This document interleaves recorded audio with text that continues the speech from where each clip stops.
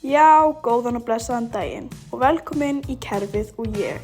Ég heiti Natalía Björk og í dag ætlum við að skoða svarið við spurningunni stéttaskipting á Íslandi.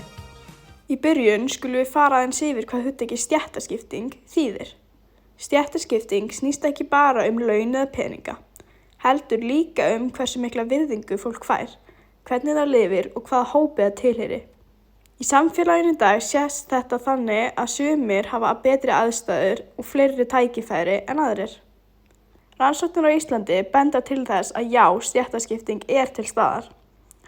Þeir sem eru ofar í samfélaginu eiga til dæmis hærri tekjur, líklegri til að eiga fasteignir, vera í betri heilsu og vera betur menntaður. Á Íslandi munurinn á launum fólks ekki mjög mikill miðað við önnur lönd, en sumir eiga miklu meiri eignir en aðrir. Þessar eignir eins og hús eða fyrirtæki ganga oft áfram til barna og barnabarna. Í byrjun 20. aldar byrjuðu Íslendingar að átta sig meira á stéttamun. Verkalýðsfélög urðu sterkari og fólk fékk meiri réttindi í samfélaginu.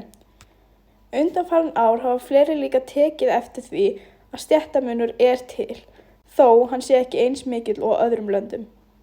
Þannig, Ísland ekki stéttalaust samfélag, en það samfélag með tiltölulega minni stéttaskiptingu en mörg önnur samfélög.